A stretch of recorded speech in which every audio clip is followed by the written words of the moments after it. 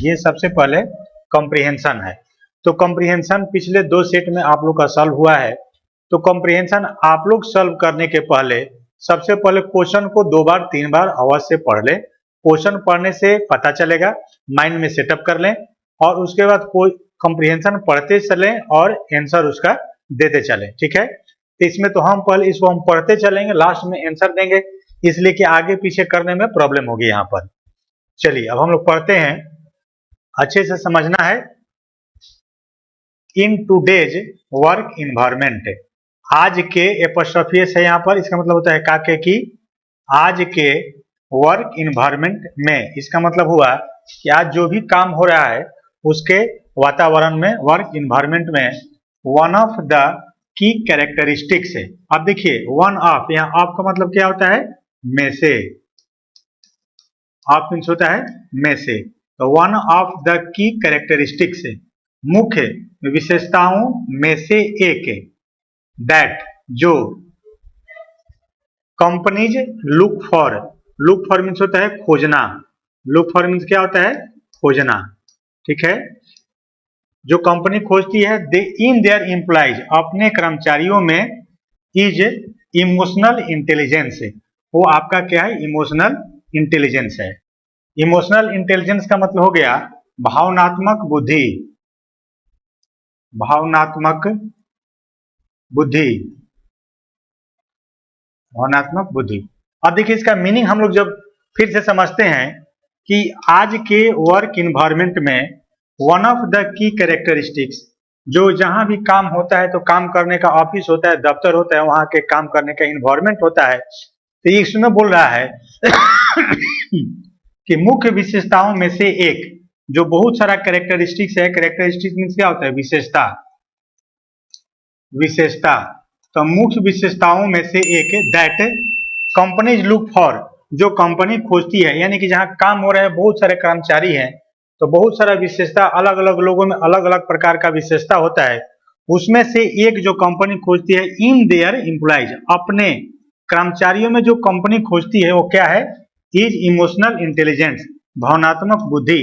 कहने का मतलब उस स्टाफ में, उस कर्मचारी में कंपनी खोजती है कि भावनात्मक बुद्धि उनमें कितना ज्यादा है, इमोशनली कैसे कस्टमर को वो अटैच कर सकते हैं, कैसे इमोशनली रूप से आपस में इंटरेक्ट हो सकते हैं, ये चीज कह रहा है। रिसर्च शोज दैट, अब देखिए रिसर्च, इस पर जो अनुसंधान हुआ वो दिखाता है कि emotional intelligence counts for twice, वो दिखाता है, रिसर्च दिखाता है, क्या दिखाता है, इमोशनल इंटेलिजेंस जो आपका है, counts for twice as much as intelligence and technical skills combined. तो रिसर्च दिखाता है कि इमोशनल इंटेलिजेंस में 2 चीज शामिल होता है, 2 गुना शामिल होता है, जैसे कि एक इंटेलिजेंस हो गया और टेक्निकल स्किल हो गया। कंबाइंड रूप से ये दोनों चीज है कि नहीं। इन डिटरमाइनिंग, इन डिटरमाइनिंग निर्धारित करने में, मतलब कि निर्धारित करने में, हु विल बी ए की एसेट, कौन एक मुख्य संपत्ति होगा, कौन एक मुख्य संपत्ति होगा, टू द कंपनी, कंपनी के लिए कौन एक मुख्य संपत्ति होगा, यानी कि कौन से कर्मचारी कंपनी को ज्यादा फायदा पहुंचाएंगे। तो सबसे ज्यादा चीज रिसर्च क्या देखा, रिसर्च देखा आपको कि इंटेलिजेंस होना चाहिए और टेक्निकल स्किल, आदमी में इंटेलिजेंस है और टेक्निकल स्किल है, तो वो आदमी जो है कंपनी को ज्यादा लाभ पहुंचाएगा। The concept of emotional intelligence, emotional intelligence की अवधारणा या विचार, कंसेप्ट मीन्स क्या होता है, विचार या अवधारणा। तो इमोशनल इंटेलिजेंस की अवधारणा in the work place, work place में, यानी कि जहां काम होता है वहां पर, इज द एबिलिटी, एबिलिटी है, एबिलिटी है। अब यहाँ पर देखिए इमोशनल इंटेलिजेंस को डिफाइन यहाँ पर किया कि emotional intelligence is the ability, यह एक एबिलिटी है, क्षमता है, टू अंडरस्टैंड, समझने का, and manage one's own emotion, और अपना खुद के इमोशन को मैनेज करने का क्षमता है, कौन, इमोशनल इंटेलिजेंस। क्लियर। एंड और understand, understand the emotions of others, और दूसरों की भावनाओं को भावनाओं को समझने का क्या है, इमोशनल इंटेलिजेंस एबिलिटी है, क्षमता है। क्लियर।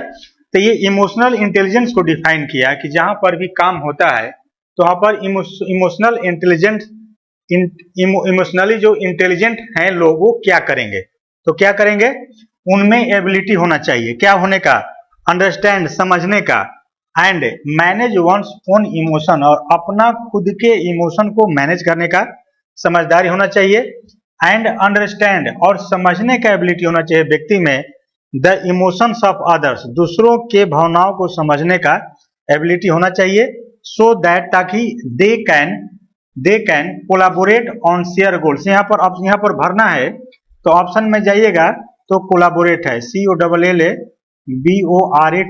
कोलाबोरेट। अब कोलाबोरेट मीन्स क्या होता है, सहयोग देना, साथ देना, ठीक है। तो नेक्स्ट वाले में ऑप्शन में जब हम लोग क्वेश्चन में जाएंगे तो समझ में आएगा। अब देखिए कोलाबोरेट इसलिए होगा ऑप्शन के हिसाब से कि इमोशनल इंटेलिजेंस में अपने आप को भी समझना है और व्यक्ति के, दूसरे व्यक्ति के भी भावना को समझना है। तो एक दूसरा आदमी के जो भावना को समझेगा तो कोलाबोरेट करेगा on shared goal, share goal पर आपस में क्या कहेगा, सहयोग करेगा। चलिए आगे नेक्स्ट। एम्प्लॉइज, कर्मचारी, हु आर एबल, कर्मचारी जो एबल होते हैं, सक्षम होते हैं, to handle their emotions effectively, अपने, यहाँ पर देयर किसके लिए आया, एम्प्लॉइज के लिए आया, तो कर्मचारी अपने भावनाओं को प्रभावपूर्ण तरीके से हैंडल करने में सक्षम होते हैं। व्हाइल एल्सो अंडरस्टैंडिंग, समझने के दौरान भी, देखिए व्हाइल का मतलब क्या हो गया, के दौरान, चूंकि यहाँ पर बिफोर है तो समझने के दौरान भी, क्या समझने के दौरान, the emotional needs of their colleagues, अपने सहकर्मियों के भावनात्मक आवश्यकताओं को समझने के दौरान भी वो क्या करते हैं, उनका हैंडल करने का में क्षमता होते हैं। फिर कहता है कि can be greatly valuable.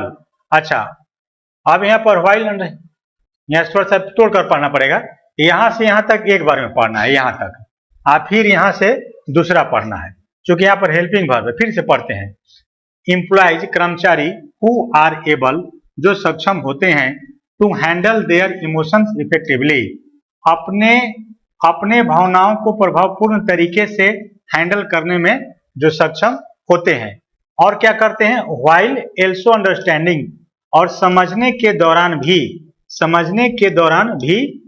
The emotional needs of their colleagues, अपने कलीग के भावनात्मक आवश्यकताओं को समझने के दौरान भी, कैन बी ग्रेटली वैल्यूएबल, वो भी आपका ग्रेटली वैल्यूएबल हो सकता है, टू एनी कंपनी, किसी भी कंपनी के लिए बहुत अधिक वैल्यूएबल हो सकता है, ठीक है। According to a recent study, एक हाल ही के स्टडी के अनुसार, हाल ही में स्टडी किया गया, अकॉर्डिंग टू का मतलब क्या होता है, के अनुसार, तो हाल ही के स्टडी के अनुसार 41% ऑफ एम्प्लॉइज, कर्मचारियों का 41%, यानी कि 41% कर्मचारी से कहते हैं कि फील बर्डेन्ड, कि वे क्या करते हैं, बर्डन फील करते हैं, आउट फ्रॉम वर्क, काम से बाहर, बर्डन क्या करते हैं, फील करते हैं, यानी कि जब वो काम से बाहर निकलते हैं, काम करके निकलते हैं, ऑफिस से निकलते हैं, तो 41% कर्मचारी का कहना है कि वो बर्डन, बोझिल महसूस करते हैं। बर्डन मीन्स क्या हो गया, बोझिल महसूस करते हैं। व्हाइल, जबकि, अब यहाँ व्हाइल का मतलब क्या हो गया, जबकि, सब समझते चलना है, जबकि, व्हाइल का मतलब जबकि, फिर यहाँ पर व्हाइल के एक और भी था, यहाँ पर व्हाइल का मतलब होगा के दौरान, के दौरान। अब यहाँ पर के दौरान हो गया, यहाँ पर जबकि हो गया, तो कैसे हो गया, व्हाइल के बाद बिफोर, देखिए अंडरस्टैंडिंग है, व्हाइल प्लस बिफोर रहेगा तो के दौरान होगा, व्हाइल के बाद जब कोई सब्जेक्ट आएगा तो यहाँ पर क्या होगा, जबकि। तो जबकि 45% से, तब 45% एम्प्लॉय यहां से लेकर आइएगा, 45% एम्प्लॉय कहते हैं कि, दैट छुपा हुआ है कि, क्या कहते हैं, दे आर इमोशनली ड्रेन्ड, उन्हें भावनात्मक रूप से बहाया जाता है, उन्हें भावनात्मक रूप से उनको हैंडल किया जाता है, एक चीज कहता है। मोर इम्पोर्टेंटली का मतलब हो गया सबसे महत्वपूर्ण बात है, सबसे महत्वपूर्ण बात है कि अराउंड 35% ऑफ एम्प्लॉइज, कर्मचारियों का लगभग, अराउंड मीन्स लगभग 35% रिपोर्टेड, रिपोर्ट किए, क्या रिपोर्ट किए, experiencing symptoms of A depression. Depression means क्या होता है, निराशा। तो डिप्रेशन के सिम्टम को अनुभव करना, महसूस किए, यानी जब वो काम करते हैं तो डिप्रेशन महसूस करते हैं। ऑफेन एट वर्क, अक्सर काम के दौरान।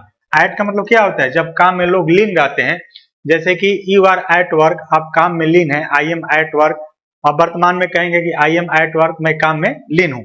तो जब वो काम करते हैं तो 35% लोग क्या अनुभव करते हैं, आपका डिप्रेशन अनुभव करते हैं। इसलिए कि वहां का जब आपस में कर्मचारी का बिहेवियर ठीक नहीं होगा, एक दूसरे में झगड़ा होते रहेगा, तो वहां का माहौल अच्छा नहीं रहेगा।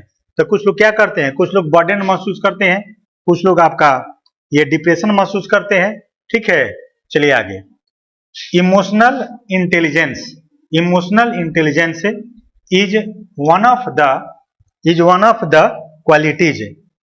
इमोशनल इंटेलिजेंस जो है क्वालिटीज, गुणों में से एक है, दैट हेल्प्स, जो मदद करता है, जो, अब यहाँ पर दैट रिलेटिव प्रोनाउन किसके लिए आया, इमोशनल इंटेलिजेंस के लिए आया, जो मदद करता है क्या करने में, मेंटेन करने में मदद करता है एक कंपनी कल्चर, एक कंपनी के संस्कृति, वहां के काम काज करने के तरीके को मेंटेन करने में मदद करता है। कौन, इमोशनल इंटेलिजेंस मदद करता है।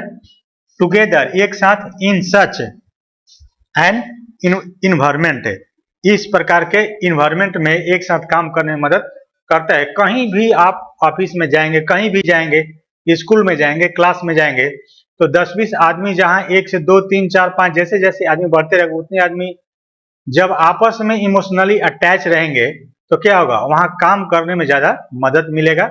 समझ में आया, वही चीज ये कह रहे हैं। चलिए नेक्स्ट आगे।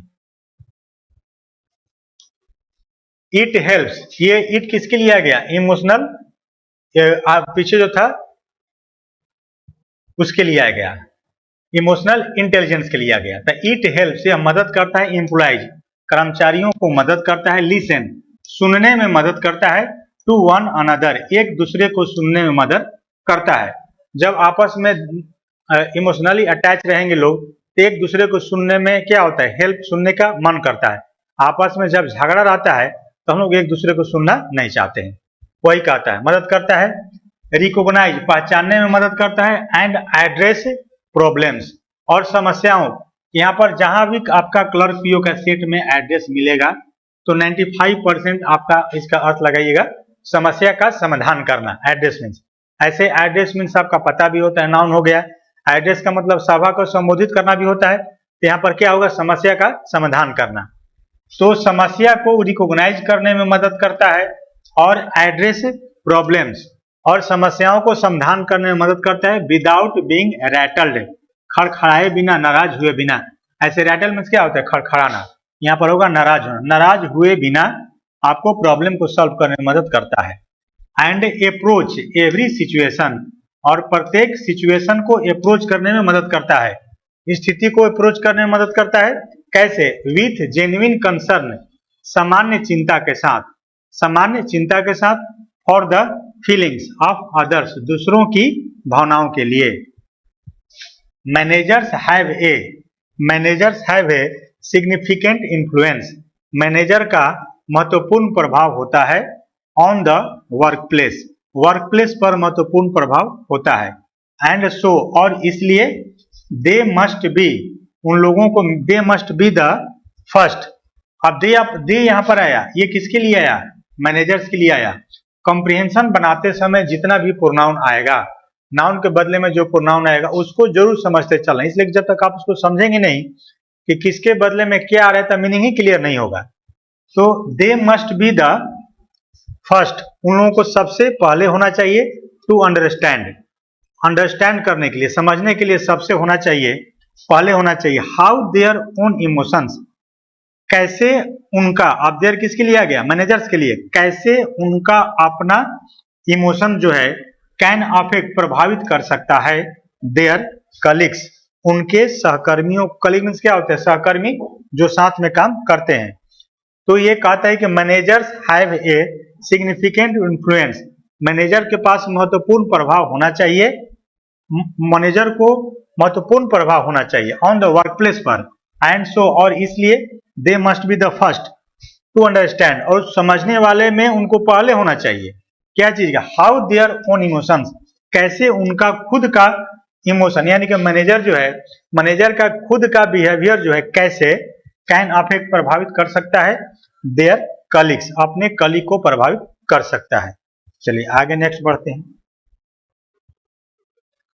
इमोशनल इंटेलिजेंस इन लीडर्स, नेताओं में इमोशनल इंटेलिजेंस डिमोस्ट्रेट्स, दिखाता है, क्या दिखाता है, नेता में इमोशनल इंटेलिजेंस दिखाता है, क्या दिखाता है, द एबिलिटी, उस क्षमता को दिखाता है, टू टेक रेस्पॉन्सिबिलिटी, जिम्मेवारी लेने की क्षमता को दिखाता है, एंड पर्सनल अकाउंटेबिलिटी, और व्यक्तिगत जवाबदेही की क्षमता को दिखाता है, एंड और to step into stressful situation, और तनाव से भरे हुए सिचुएशन में कदम रखते हुए दिखाता है। ये कहता है कि जो इमोशनल नेता में जो इमोशनल इंटेलिजेंस होता है वो दिखाता है, क्या दिखाता है, the ability to take responsibility, जिम्मेवारी लेने की एबिलिटी को दिखाता है। देखिएगा नेता सब जो होता है, अभी हाल ही में 2-3 दिन पहले का घटनाक्रम है, राहुल, कल ही के शायद घटनाक्रम है, राहुल गांधी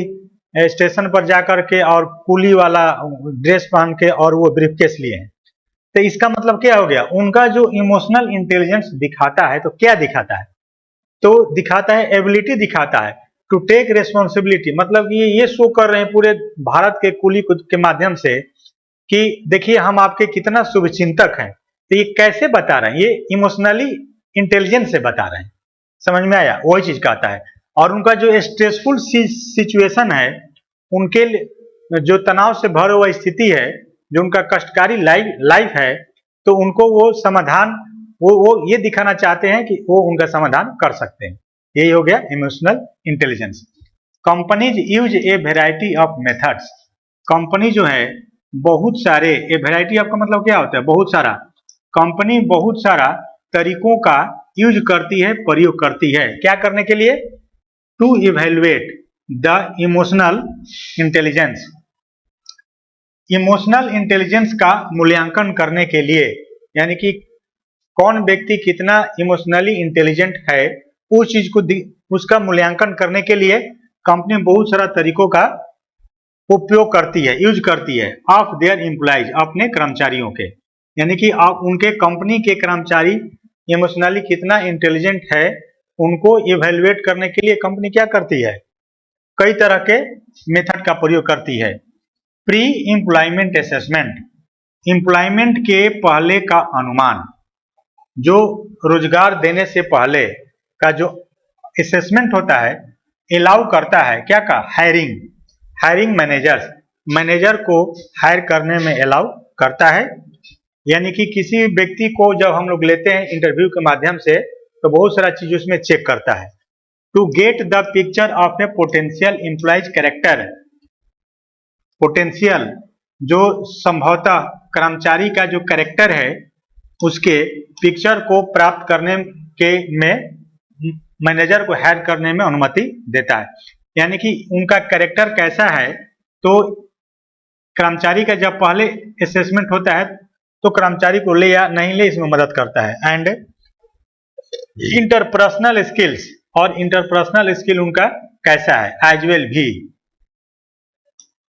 एज क्योंकि, अब देखिए यहाँ पर एज वेल का मतलब क्या हो गया, भी, एज मीन्स क्या हो गया, क्योंकि, their cognitive and communication skills, as their, sorry यहाँ क्योंकि नहीं होगा, के रूप में होगा, के रूप में, as their cognitive and communication skill, उनके कॉग्निटिव और कम्युनिकेशन स्किल के रूप में।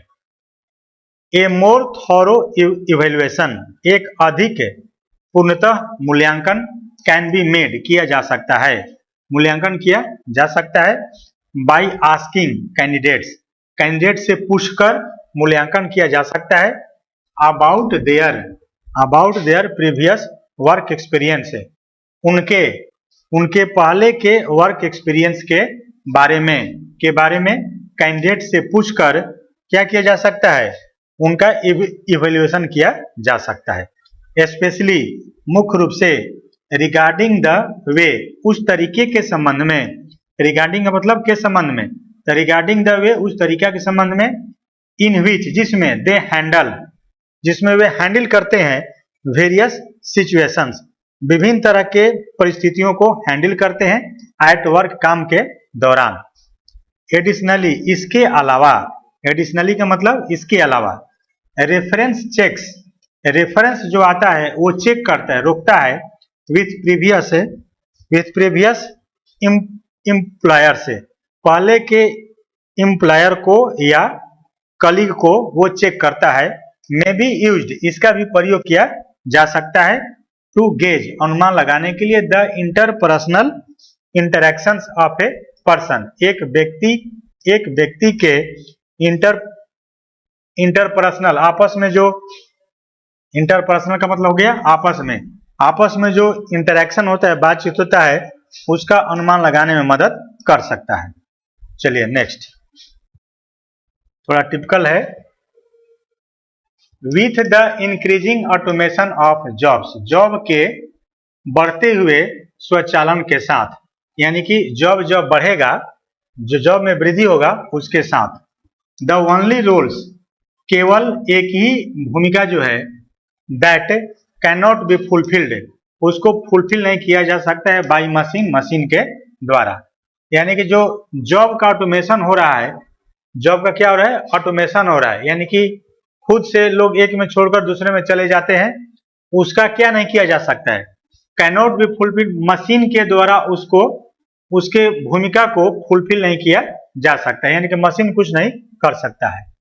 Will be those way job होंगे, द रोल्स, अब देखिए यहाँ पर विल बी के लिए सब्जेक्ट कौन होगा, ओनली रोल्स विल बी, तो केवल रोल जो होगा, दोज जॉब्स उन जॉब का होगा, दैट रिक्वायर जिसकी जरूरत है, सिचुएशनल अवेयरनेस जिसको सिचुएशनल अवेयरनेस की जरूरत है, यानी कि मशीन के द्वारा आप सिचुएशनल अवेयरनेस को चेक नहीं कर सकते हैं। एंड विजुअलाइजिंग द फ्यूचर, और भविष्य को देखने की जरूरत है। विच रिक्वायर्स जिसकी आवश्यकता होती है, एंड अंडरस्टैंडिंग ऑफ वैल्यूज और वैल्यू को समझने की आवश्यकता होती है, एंड इमोशंस को समझने की आवश्यकता होती है, एंड टू इम्पैथाइज विथ, और इम्पैथाइज होने की जरूरत होती है, समानुभूति रखने की जरूरत है, अदर्स दूसरों के साथ। इम्पैथाइज का मतलब क्या होता है, समानुभूति रखना। इन शॉर्ट संक्षेप में, इन शॉर्ट का मतलब संक्षेप में, technical skills will need, technical skill को जरूरत होगी, to be complemented, complement means क्या हो गया, प्रशंसा करना, प्रशंसा करना, तो उसको प्रशंसा किए जाने की जरूरत होगी। नीड टू बी कॉम्प्लीमेंटेड, प्रशंसा किए जाने की जरूरत होगी, by a strong social and collaboration skills in the workplace, workplace में मजबूत सामाजिक और कोलाबोरेशन, आपस में मिलजुल कर ये कोलाबोरेशन स्किल की आवश्यकता होगी, और इसको क्या करना पड़ेगा, और उसको प्रशंसा किए जाने की जरूरत है। क्लियर। अब थोड़ा सा इसको क्या करना है कि अच्छे से और समझा जा सकता है, समझ गए। अब बोलने में होता है क्या कि बहुत सारी चीज ग्रामेटिकली जो बिहार हिंदी मीडियम के विद्यार्थी हैं, बहुत सारे विद्यार्थी को समझने में प्रॉब्लम होगा। अगर इसमें और सेंटेंस को तोड़ा जाएगा तो और अच्छे से समझ में आएगा। ठीक है, चलिए इसका क्वेश्चन आंसर देखते हैं। अब देखिए पहला क्वेश्चन है आपका कि what word can be used in place of the blank space given in the passage. जो पैसेज में गिवन स्पेस था, पहला क्वेश्चन में गिवन था, तो उसमें हम क्या मारे थे, कोलाबोरेट मारे थे, बताए भी थे कोलाबोरेट। अब देखिए यहाँ पर दिया है मीनिंग कोरोबोरेट, कंसिडरेट, उसके बाद कन्फिस्केट, कॉम्प्लिकेट, मीनिंग तो जानना पड़ेगा। ठीक है, अब यहाँ पर आपका कोलाबोरेट का मतलब क्या हो गया, सहयोग करना, सहयोग करना, वहां पर सहयोग करना का था। कन्फिस्केट मीन्स होता है जब्त करना, जब्त करना, और कॉम्प्लिकेट जटिल बनाना, ये सब तो होगा नहीं। कंसिडरेट सोच विचार करना, ये सब होगा नहीं। कोरोबोरेट, ये सब नहीं होगा। चलिए नेक्स्ट, तो कौन मार देंगे, कोलाबोरेट मारना था वहां। नेक्स्ट क्वेश्चन कहता है कि विच ऑफ दीज वर्ड्स, इन शब्दों में से कौन इज क्लोसेट, नजदीक है, in meaning to the word rattled, rattle के नजदीक मीनिंग पूछ रहा था आपका। तो रैटल का मतलब वहां पर था नाराज, रैटल्ड का मतलब ऐसे होता है खड़खड़ाना, खड़खड़ाना एडजेक्ट मीनिंग होता है इसका खड़खड़ाना। लेकिन पैसेज के हिसाब से आपको हम लोग क्या मारेंगे, नर्वस मारेंगे। वहां पर क्या हो जाते हैं, रैटल क्यूरियस मीन्स होता है उत्सुक, क्यूरियस मीन्स उत्सुक, नर्वस टैड मीन्स थका हुआ, थकना का कोई सेंस था नहीं, थका हुआ। हैप्पी जानते हैं, स्लीपी मीन्स क्या होता है, निद्रा, नींद महसूस करना। स्लीपी मीन्स क्या होता है, निद्रा या नींद महसूस करना। ठीक है, चलिए अब नेक्स्ट, अब क्लोज चेस्ट थोड़ा सा इसमें कॉम्प्रिहेंशन में प्रॉब्लम क्या होता है, अब यहाँ पर कॉम्प्रिहेंशन का वो लाइन रहता तब हम बताते कि यहाँ पर नर्वस क्यों है, लेकिन एग्जैक्ट समझ में जब आ जाएगा तो आंसर आपका आ जाएगा।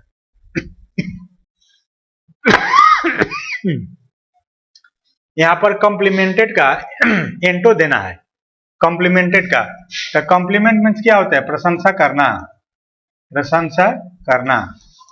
ठीक है, तो प्रशंसा करना का एंटो, प्रेज्ड, प्रेज का भी मतलब होता है प्रशंसा करना, सपोर्ट मीन्स समर्थन करना, कंट्रास्ट, कंट्रास्ट का क्या हो जाएगा, विरोध करना, विरोध करना या उल्टा होता है कंट्रास्ट। ठीक है, एडमायर्ड प्रशंसा, कंप्लीट पूरा, कंप्लीटेड पूरा। ये आपका प्रेज्ड और एडमायर्ड तो साइनों में चला जाएगा। सपोर्ट मीन्स होता है समर्थन का, नहीं ये का होगा नहीं। कंट्रास्ट का मतलब होता है एक दूसरे के विपरीत, कैसे कपड़ा खरीदने लोग जाता है तो बोलता है कि शर्ट का कंट्रास्ट कलर पैंट दीजिए, मतलब मैचिंग मत दीजिए, सेम मत दीजिए। यहाँ पर प्रशंसा है तो प्रशंसा का अब उल्टा में क्या जाइएगा, एडजेक्ट, तो प्रशंसा का उल्टा करने से होगा बुराई करना, शिकायत करना, लेकिन ऑप्शन में ऐसा कुछ है नहीं, तो लास्ट में कौन मारेंगे, कंट्रास्टेड मारेंगे। ठीक है, चलिए next, what word can be used instead of the phrase gate the picture of. अब देखिए कहता है कि गेट द पिक्चर ऑफ का मीनिंग आपका क्या होगा, तो गेट द पिक्चर आपका हो गया memorize all details, memorize all details. अब देखिए instead of the get the picture of, get the picture of का मतलब हो गया मेमोराइज ऑल डिटेल्स, पूरा तस्वीर को, पूरा डिटेल्स को क्या करना, मेमोराइज करना, याद करना। और क्या होगा, टेक फोटो, पैसेज में कहीं फोटो लेने का चर्चा नहीं है। बेटर अंडरस्टैंड नहीं होगा, ऑब्टेन एविडेंस, कहीं कोई साक्ष्य प्रमाण की चर्चा नहीं है। सी थ्रू का मतलब क्या होता है, थॉरली देखना, इसमें हो जाएगा मेमोराइज ऑल डिटेल्स आपका। चलिए next, which of this statement is true regarding the passage. अब देखिए इसमें एक चीज क्या समझना है, ये क्वेश्चन जो है ट्रू कौन सही है, ये जब ट्रू और फॉल्स दे देगा एफएलएससी क्वेश्चन में, ट्रू और फॉल्स, तो बहुत सारे टीचर जो हैं ऑनलाइन ऑफलाइन, तो टीचर क्या करते हैं, ट्रिक बताते हैं, कॉम्प्रिहेंशन बनाने का ट्रिक बताते हैं कि देखिए इस ट्रिक से इसका आंसर यहाँ है। तो कोई भी आदमी ये कॉम्प्रिहेंशन पूरा जो पढ़कर आप लोग को हम बताए, तो पूरा कॉम्प्रिहेंशन जब तक आदमी पढ़ेगा नहीं तो ये लाइन का पता नहीं चलेगा कि किसका आंसर कहाँ है। ठीक है, अच्छा, आज जब ट्रू फॉल्स दे देगा तो आपको पूरा कॉम्प्रिहेंशन पढ़ना पड़ेगा, क्योंकि ट्रू फॉल्स में अब कौन स्टेटमेंट किस पैराग्राफ का ये तो पता चलेगा नहीं, तो टोटल ट्रिक आपका फेल हो जाता है। कॉम्प्रिहेंशन बनाने का एक ही नियम है कि रीडिंग स्किल आपका काफी फास्ट होना चाहिए और अंडरस्टैंडिंग फास्ट होना चाहिए। लाइन को एक बार से दोबारा अगर आप पढ़ेंगे तो टाइम आपका वेस्ट होगा, तो पढ़ते समय ये ध्यान में रखें कि एक बार पढ़े और एक ही बार में उसको लाइन को हम समझ जाएं, तब आप तेजी से पढ़ सकते हैं और आंसर बना सकते हैं। और एंटो साइनो तो देख लेना है शुरू में, सबसे पहले एंटो साइनो आपको देख लेना है। बहुत सारा ऑप्शन से बिना कॉम्प्रिहेंशन पढ़े भी आप ऑप्शन से मार सकते हैं आंसर, जब आपका मीनिंग याद रहेगा तब। ठीक है, तो ये कौन ट्रू है, तो ट्रू के लिए तो पूरा पैसेज तो पढ़ना पड़ेगा। अब यहाँ पर देखते हैं कि कौन ट्रू है आपका। आप देखिए, employees require more salary for their emotional need. Comprehension में कहीं सैलरी की चर्चा नहीं है, कॉम्प्रिहेंशन में जितना भी हम लोग पढ़े कहीं सैलरी की चर्चा नहीं है कि एम्प्लॉयज को अधिक सैलरी की जरूरत है उनके इमोशनल नीड्स के लिए, कहीं चर्चा नहीं है। दूसरा आंसर जाएगा, आप देखिए कैसे जाएगा, managers must have better emotional intelligence. Manager के पास से अवश्य बेटर इमोशनल इंटेलिजेंस होना चाहिए। तीसरा या चौथा पैराग्राफ के लास्ट में पढ़े थे हम लोग कि मैनेजर के पास इमोशनल इंटेलिजेंस होना चाहिए। पहले खुद को इनको देखना चाहिए कि हम जो बिहेवियर कर रहे हैं उससे हमारे कलीग कितना संतुष्ट है, सेटिस्फाइड या नहीं है। ये चीज आपको याद आया होगा। दो आपका आंसर होगा। तीसरा में कहते हैं कि managers must never give stressful task to employees. Manager task देंगे या नहीं देंगे, ये टास्क का कहीं कोई चर्चा नहीं है कि कर्मचारी को टास्क देंगे या कहीं पैसेज में चर्चा ही नहीं है। Leader should not be personally accountable. अब देखिए इसमें एक नोट लगा दिया तो नोट से गलत हो गया। दिया एक लीडर शुड बी, लीडर्स जो है शुड बी आपका पर्सनली अकाउंटेबल वो होते हैं इन द वर्क प्लेस। अच्छा तो नेता लोग यहाँ पर ये गलत हो गया। नेता लोग का वर्क प्लेस थोड़े होता है, जिम्मेवार कहीं काम करने का उनका जगह नहीं होता है। अच्छा होता भी है, मान लीजिए जो मंत्री बन जाते हैं सचिवालय में जाते हैं। नेता तो यहाँ की बात है ना, यहाँ पर मंत्री विधायक की बात नहीं है, नेता की बात है। Next, employees without work experience are unreliable. Unreliable का मतलब हो गया अविश्वसनीय। तो कर्मचारी विश्वसनीय है कि नहीं है, कहीं कंप्रिहेंशन में चर्चा आपका नहीं है। तो आपका कौन सही हो जाएगा? 2 नंबर आपका आंसर सही हो जाएगा। चलिए next, which of this functions can not be fulfilled by machine. देखिए हम लोग पढ़े थे कि मशीन के द्वारा कौन से फंक्शन को पूरा नहीं किया जा सकता है। मशीन कौन सा काम नहीं आपका कर सकता है, ये चीज का आता है। तो मशीन कौन सा काम नहीं कर सकता है, तो लास्ट में मशीन बारे में दिया था understanding values and emotions. Value और इमोशन को समझना। तो मशीन समझ सकता है, बोलिए मशीन किसी के वैल्यू को या किसी के इमोशन को समझ सकता है? कभी नहीं समझेगा, ये हमारा नहीं होगा। हाँ ठीक है, नहीं होगा। तो कैनॉट बी फुलफिल, ये तो आंसर में जाएगा कहानी, मतलब इसको फुलफिल नहीं कर सकता है। कैनॉट भी है ना, इसको फुलफिल नहीं कर सकता है। हैविंग सिचुएशनल अवेयरनेस है, सिचुएशनल अवेयरनेस रखना, ये भी नहीं कर सकता है। सिचुएशनल अवेयरनेस का मतलब क्या हो गया? स्थिति पर आधारित जागरूकता। मशीन में जैसा हम लोग सॉरी, मशीन में जैसा हम लोग सेट करेंगे वही चीज मशीन करता है। ये भी आंसर में जाएगा आपका, ये भी नहीं कर सकता है। विजुअलाइजिंग द फ्यूचर, फ्यूचर को मशीन विजुअलाइज नहीं कर सकता है, ये भी आंसर में आपका चला जाएगा। इम्पैथाइजिंग विथ अदर्स, दूसरे के साथ इम्पैथाइज नहीं कर सकता है। ऑल ऑफ द एबव हो जाएगा। ठीक है, अब देखिए यहाँ पर एक इम्पैथाइजिंग समझना है, पैसेज में भी दिया था इम्पैथी, इसका मूल वर्ड होता है इम्पैथी, समानुभूति, समानुभूति। और एक होता है सिंपैथी,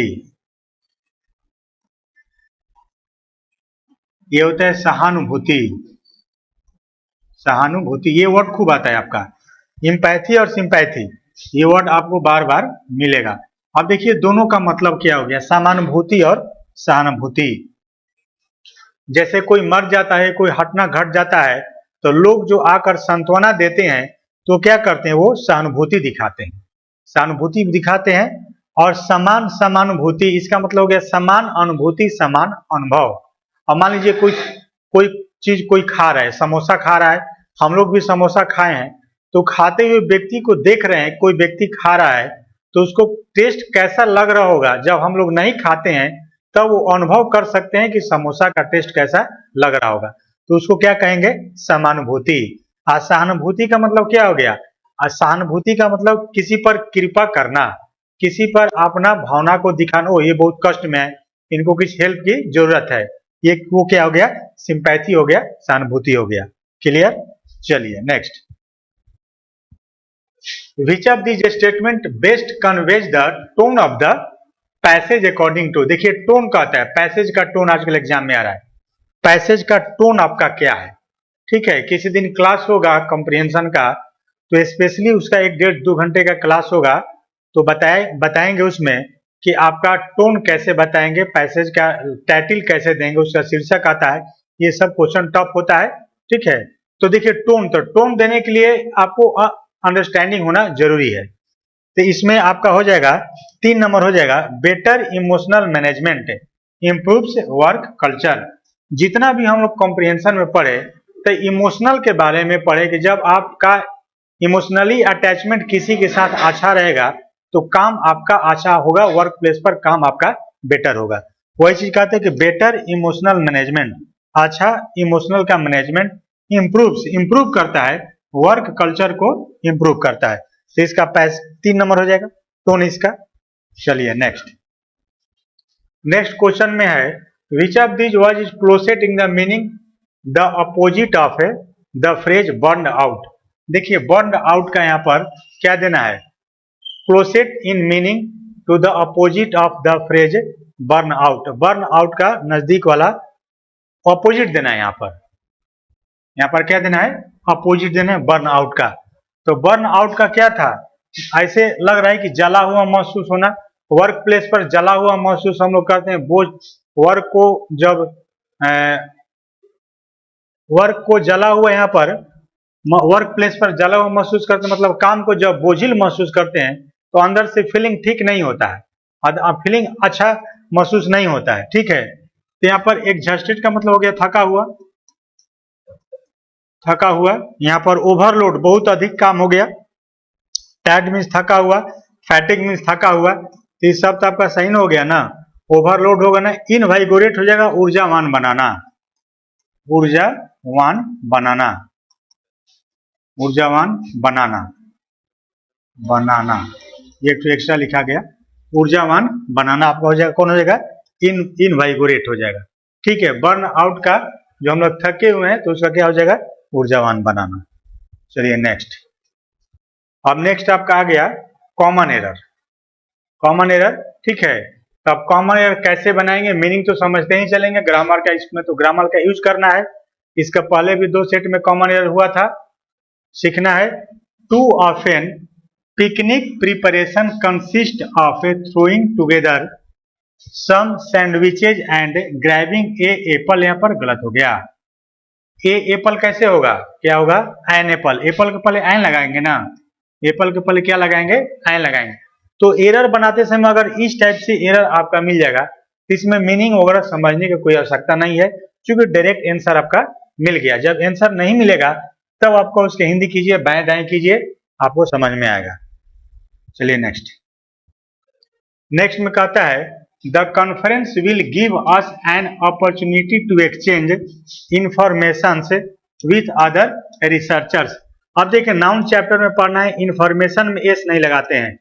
इंफॉर्मेशन में क्या करते हैं, ए से नहीं, इंफॉर्मेशन नहीं होता है, इंफॉर्मेशन होता है।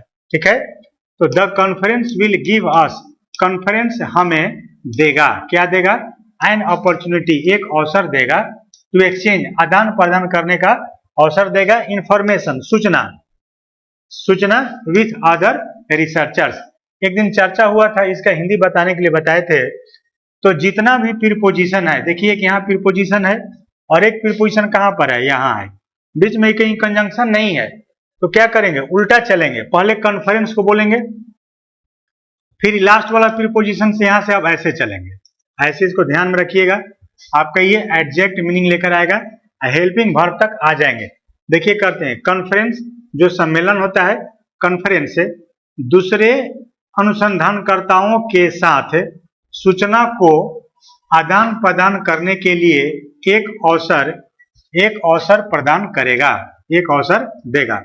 क्लियर, उल्टा हो गया, फिर से एक बार, कॉन्फ्रेंस से दूसरे अनुसंधानकर्ताओं के साथ सूचना आदान प्रदान करने का एक अवसर देगा, एक ऐसे हो गया। अच्छा, हम लोग सीधा भी करेंगे, सीधा भी आपका मीनिंग निकलेगा, और प्रीपोजिशन के पास जाकर क्या होगा, क्वेश्चन करेंगे। अब देखिए कैसे, conference will give us an opportunity, conference एक अवसर देगा, तो कॉन्फ्रेंस एक अवसर देगा तो क्या करने के लिए देगा, टू एक्सचेंज इंफॉर्मेशन, इंफॉर्मेशन को एक्सचेंज करने का अवसर देगा, सूचना को आदान प्रदान करने का अवसर देगा। किसके साथ, अभी था गया था, किसके साथ है, तो दूसरे रिसर्चर के साथ। क्लियर, तो आप ऐसे भी पढ़ सकते हैं और ऐसे भी पढ़ सकते हैं, ये एडजेक्ट निकलेगा।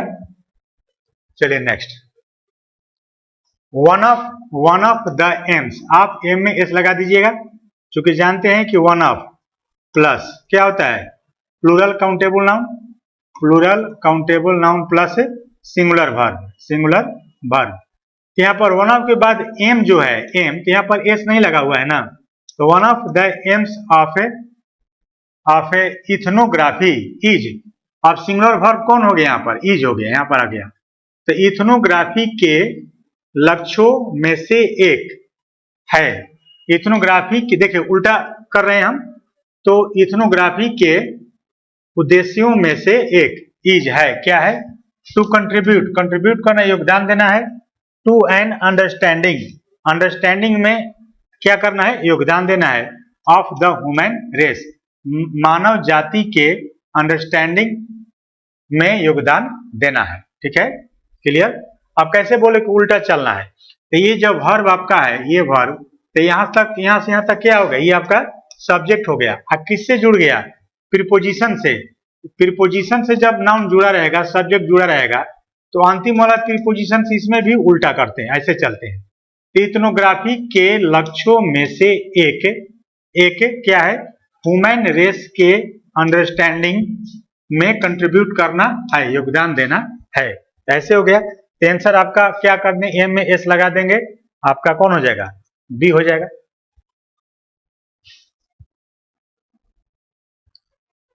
आप लोग कमेंट्स में लिखे, कमेंट्स में लिखे क्या क्या प्रॉब्लम है, तो लाइव क्लास होगा, तो लाइव क्लास में जो प्रॉब्लम होगा, जैसे हिंदी करने के लिए 8-10 सेंटेंस लिख करके क्लियर कर देंगे कि कैसे सेंटेंस को समझना है, कैसे बाएं से चलना है, कैसे दाएं से चलना है।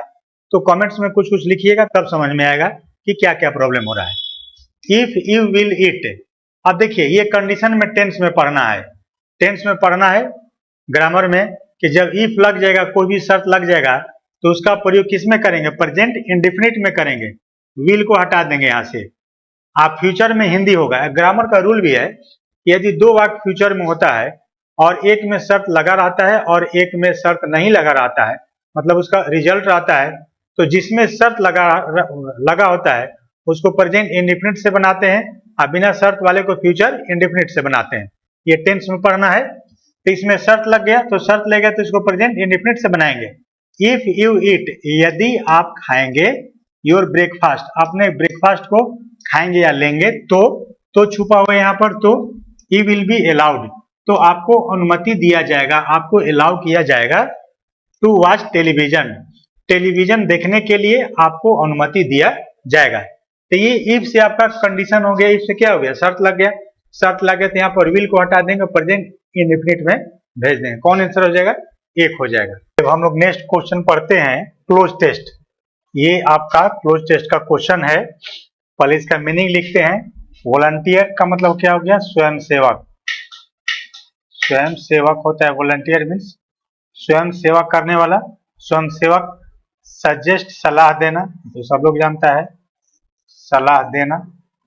उसके बाद है प्रोफर, प्रोफर का मतलब होता है जमा करना, जमा करना। सबमिट करना, सबमिट करना प्रोफर हो गया। कंप्रोमाइज, समझौता करना, कंप्रोमाइज समझौता करना। गेस, अनुमान लगाना, अनुमान लगाना। अब इसको पढ़ते हैं, क्या कहता है।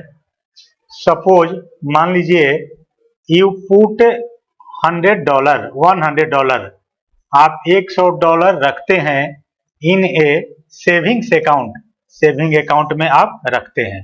कहता है कि मान लीजिए कि आप $100 सेविंग अकाउंट में जमा करते हैं, दैट अर्न्स, जो अर्न्स 10%, 10% इंटरेस्ट कमाता है।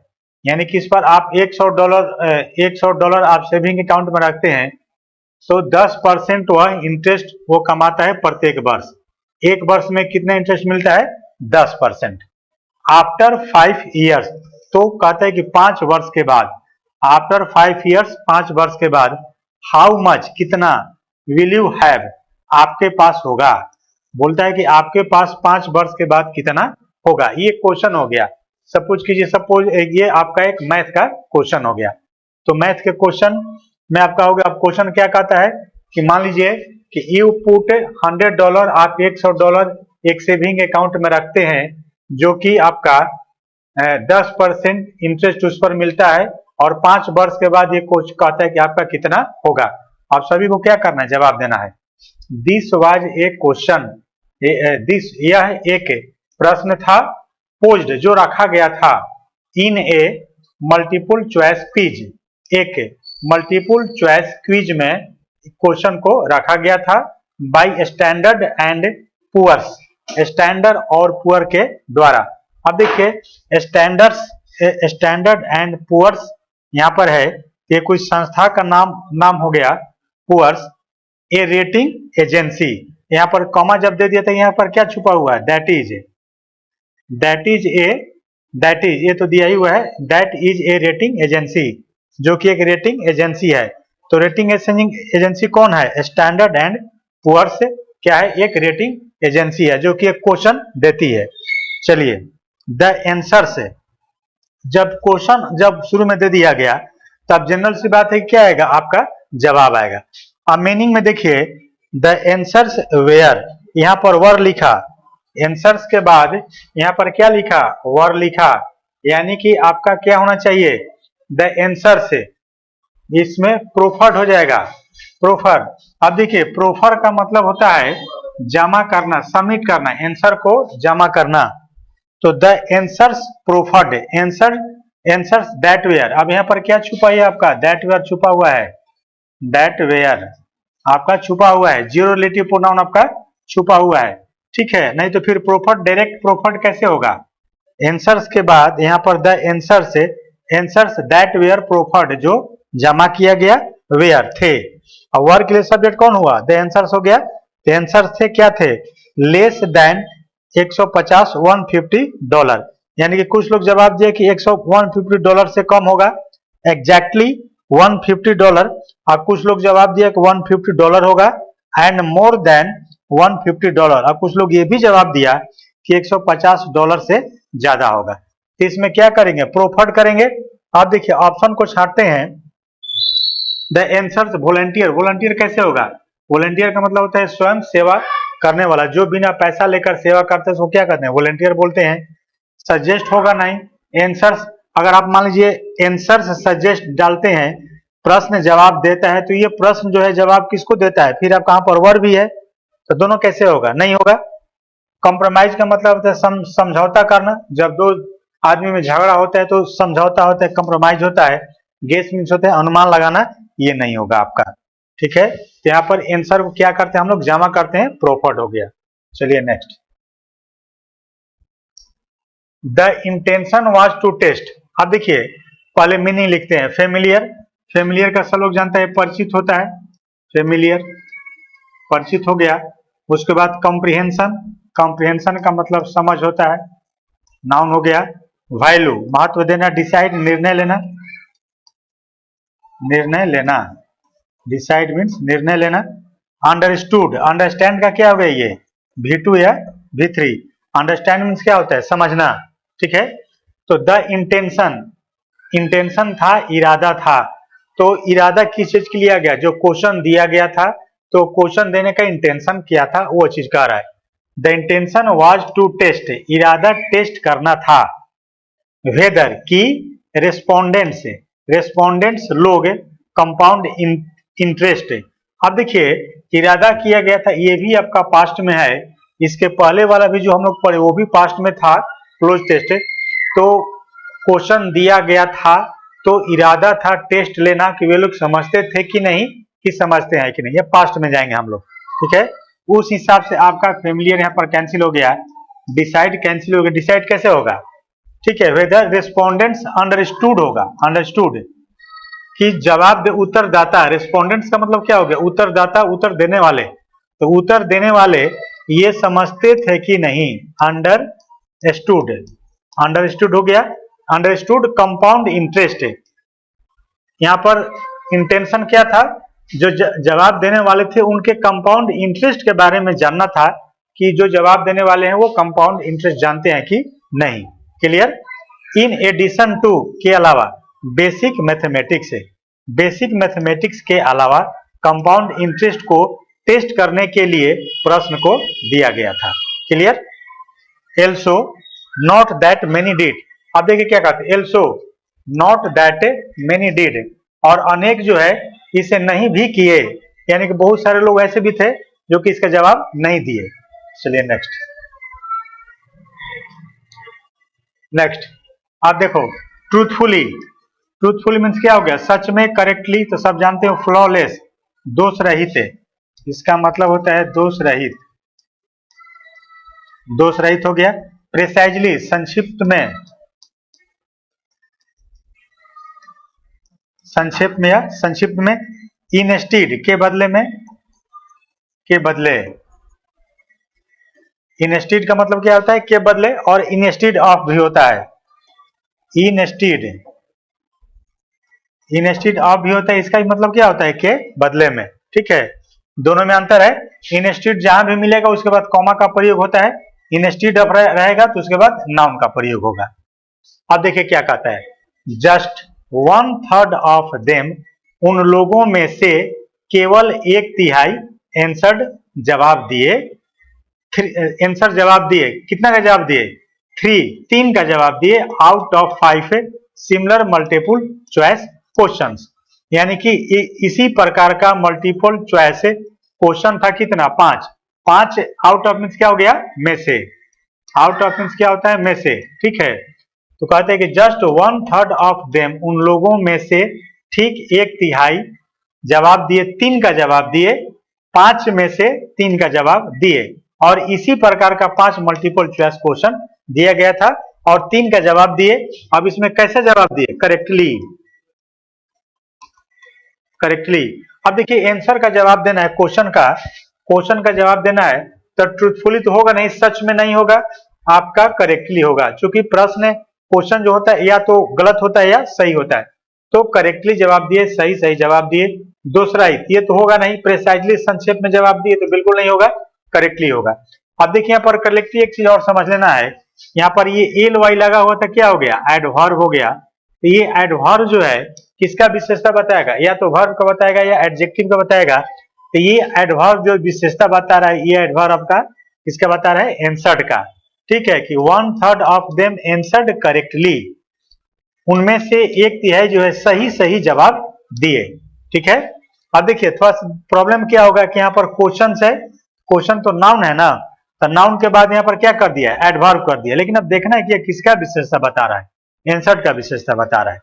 चलिए फिर कहता है स्कैंडिनेवियंस, स्कैंडिनेविया के रहने वाले लोग को स्कैंडिनेवियन कहते हैं। Scandinavians are the most financially literate, Scandinavians लोग जो थे सबसे अधिक वित्तीय रूप से साक्षर थे, यानी कि स्कैंडिनेवियन के लोगों को फाइनेंस के बारे में जानकारी अच्छे से थी। जैसे इसका मतलब क्या हो गया, जैसे 70% वेयर एबल, अब इनमें से स्कैंडिनेवियन जितने लोग भी हैं उनमें से 70% वेयर एबल थे टू आंसर 3 क्वेश्चंस, 3 प्रश्नों का जवाब देने में सक्षम थे। द कॉरेस्पॉन्डिंग फिगर, और सेम फिगर जो है यानी कि 3 का जवाब देने में फॉर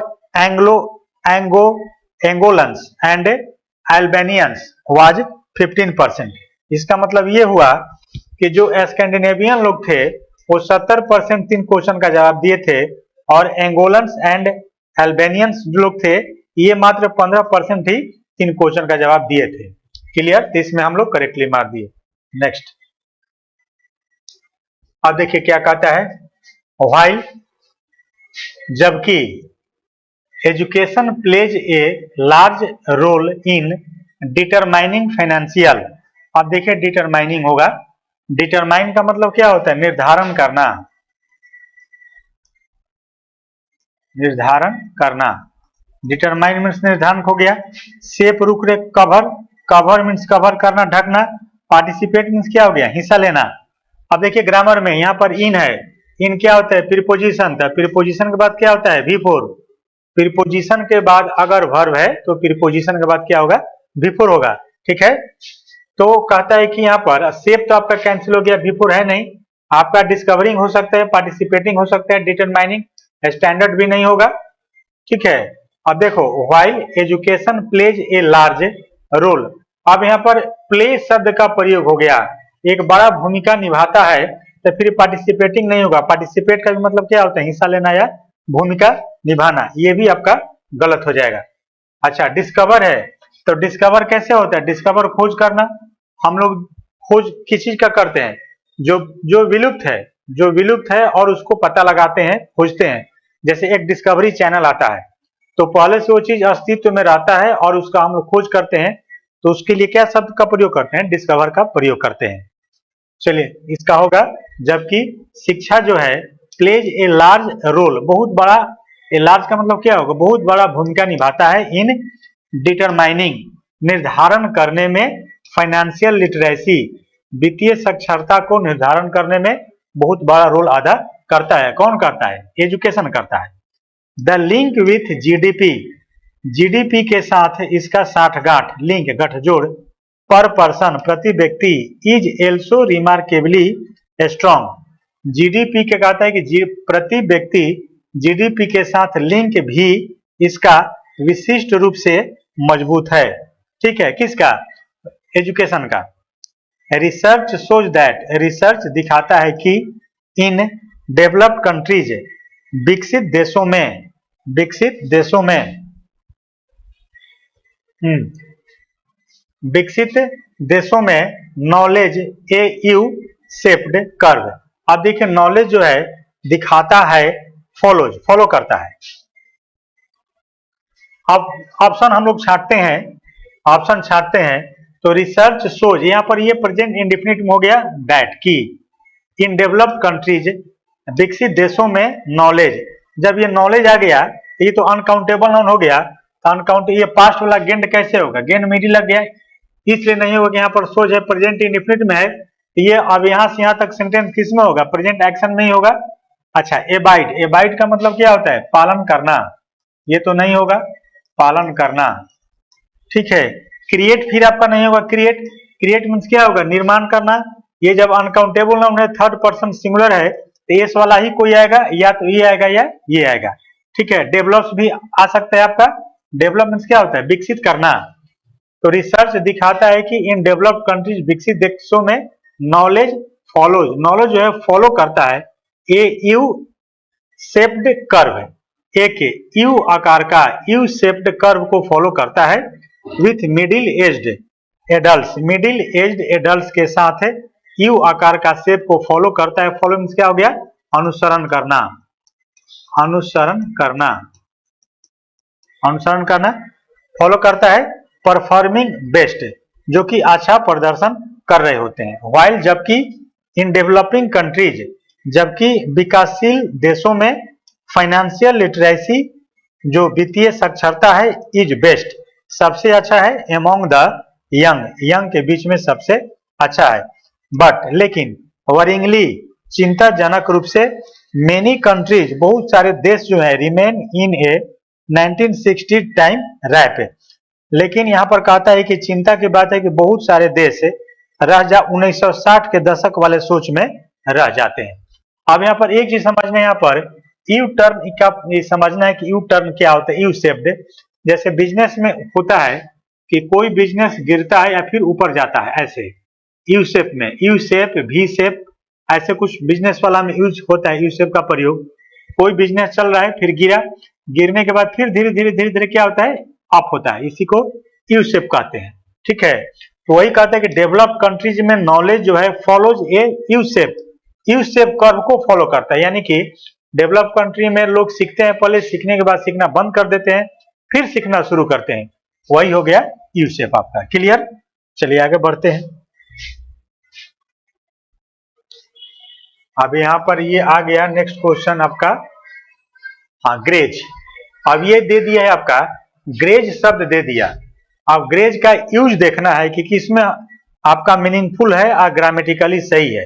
ठीक है, अब इसमें यूज, इसमें क्या करना है, एक मीनिंग जब दे दिया, इसका बहुत सारा आपको मीनिंग जानना पड़ेगा, एक मीनिंग से नहीं होगा। तो ग्रेज का मतलब क्या होता है, ग्रेज एक चरना होता है, चरना जो गाय भैंस चारागाह में खेत में चरती है, चरना। ग्रेज मीन्स खरोच भी होता है, खरोच,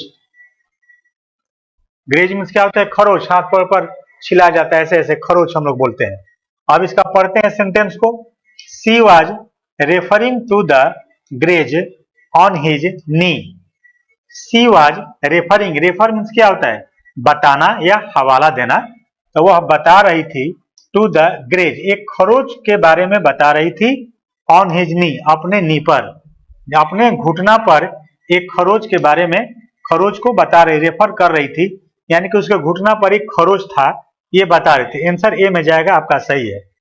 ये कहता है कि there is good grass land, अच्छा घास का मैदान है यहाँ पर, हियर फॉर योर कैटल, आपके मवेशी के लिए अच्छा अच्छा घास का मैदान है, एंड हॉर्सेस, घोड़ों के लिए, टू ग्रेज ऑन, उस पर चरने के लिए।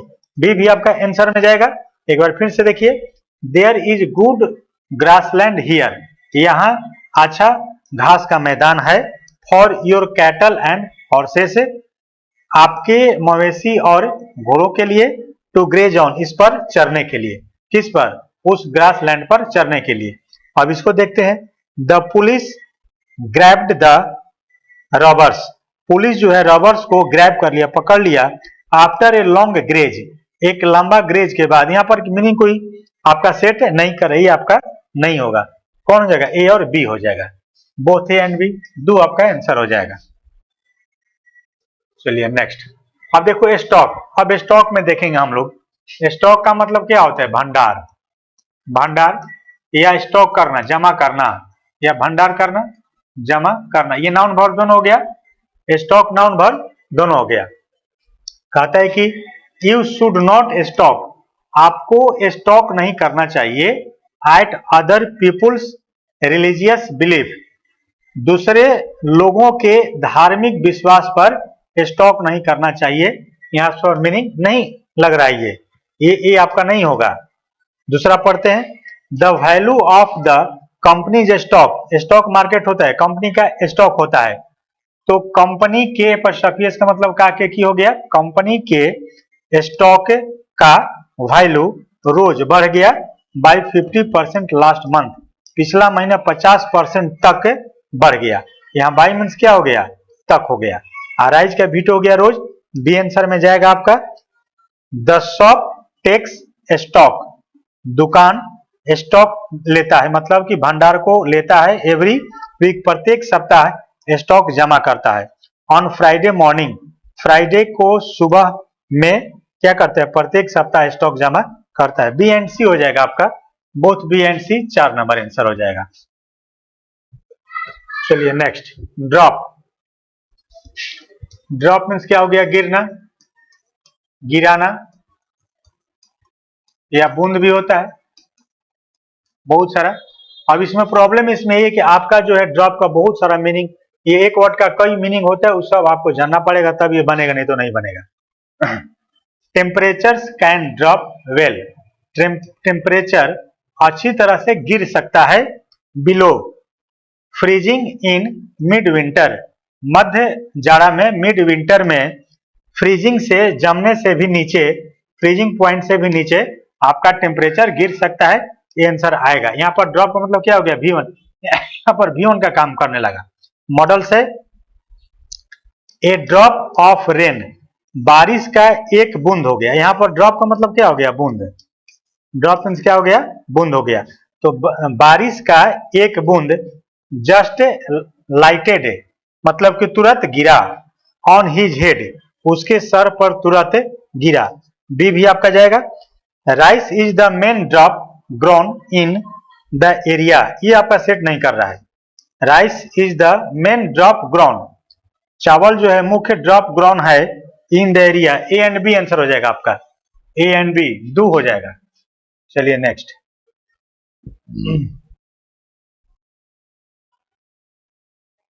अब देखिए इसमें क्या करना है, इसमें आपका स्पेलिंग टेस्ट है। अब इसमें ये आपको स्पेलिंग टेस्ट देखना है,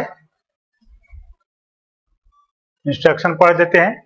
in the following sentence, in the following sentence, निम्नलिखित वाक्य में 4 वर्ड्स हैव बीन प्रिंटेड, 4 शब्दों को प्रिंट किया गया है। इन बोल्ड, बोल्ड में प्रिंट किया गया है। वन ऑफ दीज वर्ड्स, इन शब्दों में से एक, माइट हो सकता है, आइदर बी रॉन्गली स्पेल्ड, या तो रॉन्गली स्पेल्ड हो सकता है और या इनएप्रोप्रिएट, अनुचित हो सकता है, in the context of the sentence, sentence के संदर्भ में इनएप्रोप्रिएट हो सकता है। फाइंड आउट द वर्ड, उस शब्द का पता लगाइए, दैट इज इनएप्रोप्रिएट, जो इनएप्रोप्रिएट है और रॉन्गली स्पेल्ड है। इफ एन, यदि कोई है।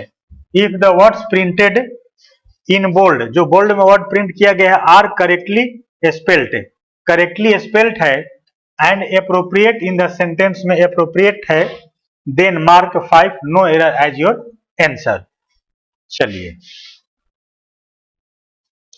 पहला है, citizen should also remember that vaccination certificates will be crucial to return to a new normal for assessing public spaces to travel। इसमें दूसरा में गड़बड़ी है, वैक्सीनेशन वाले में, वहां पर इसमें ये गड़बड़ी है, वैक्सीनेशन। चलिए next, the strict test, strict STRIC strict होता है, STRICK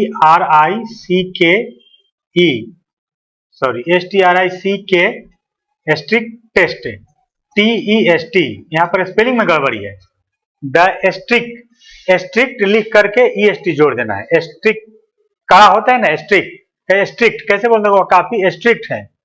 तो द स्ट्रिक्टेस्ट लॉकडाउन, एकदम कठोर लॉकडाउन डिक्लेयर्ड लास्ट ईयर, पिछले वर्ष डिक्लेयर किया गया था, कॉज्ड अनटोल्ड माइजरी, और वह क्या किया, अनटोल्ड माइजरी उत्पन्न किया, दुर्दिन या दुर्भिक्ष उत्पन्न किया, टू द लिवलीहुड के लिए, of a large number of workers, बहुत सारे वर्कर्स के लिए, पर्टिकुलरली इन अनऑर्गेनाइज्ड सेक्टर्स, खास रूप से जो इनऑर्गेनाइज सेक्टर में थे। तो स्ट्रिक्टेस्ट का स्पेलिंग आपका गलत है। और देखिए क्या कहते हैं, इसमें बोल्ड है, इसको इंप्रूव करना है, ये क्या करना है, इंप्रूव करना है। तो इसका मीनिंग जानना पड़ेगा, फ्रेज है ये टर्नओवर, ये टर्नओवर क्या होता है, वो तो आपका फ्रेज है। टर्नओवर का मतलब होता है पलट देना, पलट देना। टर्नओवर मीन्स क्या होता है, पलट देना, या पूर्ण बिक्री भी होता है, पूर्ण बिक्री। कैसे किसी चीज का टर्नओवर होते हैं, एक महीना का टर्नओवर कितना है, बिजनेस में यूज किया जाता है, व्यापारी बोलते हैं 2 महीने का टर्नओवर कितना है, वही चीज कह रहा है। किल 2 बर्ड्स विथ 1 स्टोन, इसका मतलब होता है किल 2 बर्ड्स, एक पंथ 2 काज, ये तो फ्रेज है, मुहावरा, एक पंथ 2 काज,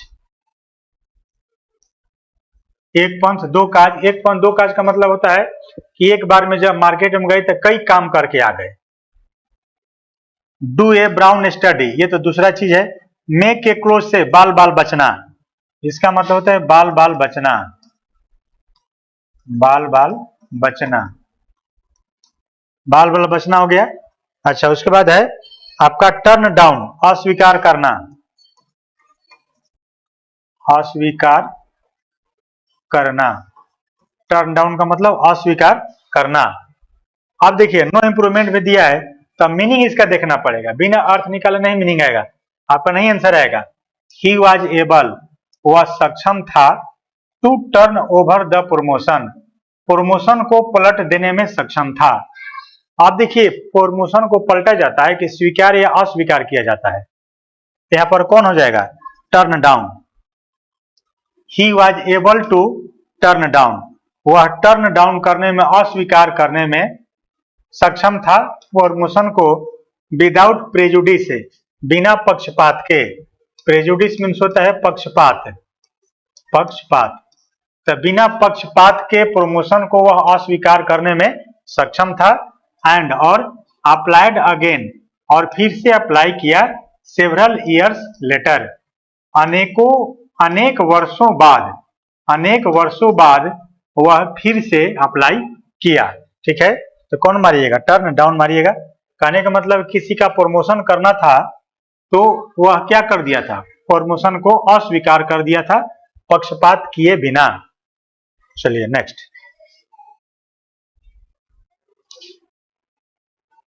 कम फॉरवर्ड। कम फॉरवर्ड का मतलब होता है आगे आना, इसका मतलब होता है आगे आना। कम फॉरवर्ड का मतलब क्या हो गया, आगे आना। नो विटनेसेस, अब देखिए विटनेसेस, विटनेस यहां तक है, यहां पर यस लगा दिया तो पुल्लल हो गया, यस लगा दिया था, यहां पर यस लगा दिया तो क्या हो गया, पुल्लल।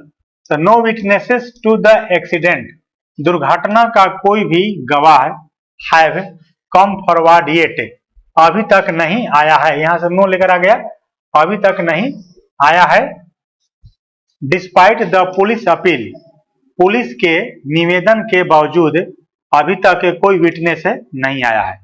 अब देखिए इसमें क्या करेंगे, हैव तो दिया है, यहां पर हैव के बाद come forward V3, come forward, कम, कम क्या होता है, हैव के बाद तो कम, कम केम कम V3 है, केम आपका गलत हो गया, चूंकि हैव है तो हैव के बाद कम केम कम, ये V2 कैसे होगा, ये गलत हो गया। हैव के बाद फिर आपका देखिए कम्स नहीं होगा, हैव के बाद क्या होता है V3 होगा, ये कैंसिल हो गया। हैव जब दे दिया था फिर इज और हैव दोनों कैसे होगा, इज और हैव दोनों आपका नहीं होगा, इज कम, ऐसे भी इज के बाद या तो V3 या V4, ये गलत है आपका हैज, हैज कम फॉरवर्ड। अब मान लीजिए हैव भी है और हैज भी है, दोनों नहीं होगा, ये आपका गलत हो गया, नो इंप्रूवमेंट हो जाएगा, ये बिल्कुल सही है। कहता है कि नो विटनेसेस, कोई भी गवाह टू द एक्सीडेंट, एक्सीडेंट के लिए कोई भी गवाह हैव कम फॉरवर्ड येट, अभी तक नहीं आया है। Despite the police appeal, police के निवेदन के बावजूद, डिस्पाइट के बावजूद अभी तक नहीं आया है, तो इसमें सब सही है, नो इंप्रूवमेंट मार दीजिए। चलिए नेक्स्ट, लुक एट। अब देखिए लुक एट का मतलब क्या होता है, देखना, किसी चीज की ओर देखना। लुक एट का मतलब होता है किसी चीज की ओर देखना, की ओर, लुक एट मीन्स किसी चीज की ओर देखना, ठीक है। लुक आउट, बाहर देखना, बाहर की ओर देखना, बाहर की ओर देखना। लुक फॉर, खोजना, लुक फॉर मीन्स क्या हो गया, खोजना। लुक आफ्टर, देखभाल करना, देखभाल करना, लुक आफ्टर देखभाल करना। लुक फॉरवर्ड टू, अच्छे घटना घटने की कामना करना, लुक फॉरवर्ड टू, अच्छे घटना घटने की कामना करना, अच्छे घटना घटने की कामना करना। अब देखिए पढ़ते हैं, द पीपुल, लोग, हु गेट ऑन। अब देखिए यहाँ पर गेट ऑन एक फ्रेज है, मिलकर रहना। गेट ऑन का यहाँ पर ये गेट ऑन है, इसका मतलब होता है मिलकर रहना, मिलकर रहना, मिलजुल कर रहना, कैसे किसी से मिलकर रहते हैं। तो द पीपुल, वह लोग, हु गेट ऑन, जो मिलजुल कर रहते हैं, इन दिस वर्ल्ड, इस दुनिया में जो मिलजुल कर रहते हैं, आर द पीपुल, अब वे लोग हैं। अब देखिए अब यहाँ पर आर के लिए भी सब्जेक्ट कौन हो गया, द पीपुल हो गया, तो are the, who are the people, वही लोग हैं, हु गेट अप, जो जगते हैं, and look at the circumstances, और परिस्थितियों की ओर देखते हैं। तो परिस्थिति की ओर देखते हैं कि परिस्थिति को खोजते हैं, सर्कमस्टांस को। अवसर की ओर हम लोग देखते हैं कि अवसर का तलाश करते हैं, अवसर का तलाश करते हैं। तो लुक फॉर यहां पर होगा, लुक फॉर द सर्कमस्टांसेस, परिस्थिति का, स्थिति का तलाश करते हैं। दे वांट, जिसको वह चाहते हैं, मतलब कि जैसा सर्कमस्टांसेस, परिस्थिति चाहते हैं उसका वह तलाश करते हैं। एंड इफ, और यदि, they can not find them, और यदि वे लोग, दे किसके लिए गया, पीपुल के लिए आया, यदि वे cannot find them, them किसके लिए आया, सर्कमस्टांस के लिए, परिस्थिति के लिए आया। यदि वे उन परिस्थितियों को नहीं पा सकते हैं तो क्या करते हैं, मेक देम, उन्हें बनाते हैं, यानी कि परिस्थिति वैसा बना लेते हैं, ठीक है। तो यहाँ पर मेक देम, यहाँ पर द पीपुल मेक देम, लोग उसे बना लेते हैं। क्लियर, समझ में आया। यहाँ पर लुक एट को क्या कर देंगे, लुक फॉर कर देंगे। एक बार फिर से, वे लोग जो हो get on, in this world, जो इस दुनिया में मिलजुल कर रहते हैं, आर द पीपुल, वैसे लोग हैं, हु गेट अप, जो जगते हैं, एंड लुक फॉर, यहाँ पर लुक क्या कर देंगे, लुक फॉर, और लुक फॉर द सर्कमस्टांसेस, और उस परिस्थिति को खोजते हैं, दे वांट, जो जैसा परिस्थिति वे चाहते हैं, एंड और इफ, यदि, they can not find them, और यदि लोग उन्हें नहीं पाते हैं, मतलब वैसा परिस्थिति उनको नहीं मिलता है, तो क्या करते हैं, मेक देम, वैसा परिस्थिति वो बना लेते हैं। क्लियर? तो इसमें कौन हो जाएगा, डू हो। सेंटेंस अरेंजमेंट, सेंटेंस अरेंजमेंट को बनाते हैं, तो सबसे पहले होगा आपका सी, इसमें जाएगा रियल सक्सेस, वास्तविक सफलता, हैपेंस, होता है, व्हेन, जब, we focus on one thing, जब एक चीज पर हम लोग फोकस करते हैं। रियल सक्सेस हैपेंस, वास्तविक सफलता होता है जब we focus on one thing, एक चीज पर हम लोग फोकस करते हैं, एट ए टाइम, एक बार में एक चीज पर फोकस करते हैं। सी चला गया। अब सी के बाद जाएगा ए, व्हेन, जब, आई वॉज प्रिपेयरिंग, जब मैं तैयारी कर रहा था, फॉर माई फाइनल एग्जाम, अपने फाइनल एग्जाम के लिए, आई डिसाइडेड टू स्टडी, मैं स्टडी करने का निर्णय लिया, only one subject at A time, एक बार में एक ही सब्जेक्ट को पढ़ने का निर्णय लिया। इसलिए कि यहाँ पर दिया है कि आप सफल तभी होंगे जब one thing at A time, एक समय पर एक चीज पर फोकस करेंगे। ठीक है, तो जब एक चीज पर एक समय में एक ही चीज को फोकस करना है, तो एक सब्जेक्ट पर क्या किए, ये फोकस किए। तो सी के बाद कौन चला जाएगा आपका, ए चला जाएगा। अब इसके बाद जाएगा E, and I only moved on to the next, और मैं, चूंकि इसमें भी आई का चर्चा हो रहा था, और मैं ओनली, केवल, मूव किया, ऑन टू द नेक्स्ट, आगे की ओर मूव किया, व्हेन, जब, आई फुली ग्रास्प्ड, जब मैं पूर्ण रूप से उसको पढ़ लेता था अच्छे से, तब आगे बढ़ता था, द मटेरियल को जो पूर्ण रूप से क्या कर लेता था, ग्रास्प कर लेता था। अब आपका ई चला जाएगा। ई के बाद अब आपका जाएगा बी, तो मैंने देखा, आई नोटिस डैट, मैंने देखा कि, आई कुड लर्न समथिंग, मैं कुछ सीख सकता था, वे फास्टर, कुछ और फास्टर मैं सीख सकता था, if I immersed my self, यदि मैं अपने आप को इमर्स कर देता, इन इट, इसमें, फॉर ए फ्यू डेज, कुछ दिनों के लिए मैंने इसमें अपने आप को लीन कर लेता, यानी कि एग्जाम के कुछ समय पहले से अगर मैं एक ही विषय, एक ही चीज पर फोकस करता, तो और भी अच्छे से मैं तेजी से सीख लेता। अब लास्ट में क्या चला जाएगा, लास्ट में आपका डी चला जाएगा। बी के बाद चला जाएगा डी। डी में कहता है कि मोस्ट ऑफ माई पियर्स, मेरे अधिकांश जो दोस्त थे, studied multiple subject a day, एक दिन में बहुत सारा सब्जेक्ट का अध्ययन करते थे। ठीक है, तो सीक्वेंस आपका आ गया सी ए ई बी डी, सी ए ई बी डी। चलिए अब इसके देखते हैं। पहला question, which of the following should be the first sentence, आपका रीअरेंजमेंट, तो आपका सी हो जाएगा। सी से हम लोग शुरुआत किए थे, फर्स्ट कहता है, उसके बाद आप सेकंड में आइए। सेकंड में कहता है कि सेकंड कौन होगा, तो सेकंड में आपका ए हो जाएगा। सेकंड में विच ऑफ द, सेकंड पूछ रहा है, ए मार दीजिएगा। थर्ड पूछ रहा है कि थर्ड आपका कौन जाएगा थर्ड में ई गया है, तो 4 नंबर मार दीजिएगा, 4 आपका हो गया। फोर्थ में, फोर्थ पूछ रहा है कि 4 में कौन होगा, 4 में बी गया है, तो 2 मार दीजिएगा, 4 हो गया आपका। चलिए नेक्स्ट, आप पूछ रहे हैं लास्ट में, फिफ्थ पूछ रहा है कि लास्ट में कौन जाएगा, तो लास्ट में कौन जाएगा, डी था, 4 मार दीजिएगा। क्लियर? अब ये पूरा सेट आपका कंप्लीट हो गया, और इसको आप लोग अच्छे से देखें, देखने के बाद सीखें, कमेंट्स करें, वीडियो को लाइक करें और शेयर करें, दोस्त लोग में शेयर अवश्य करें।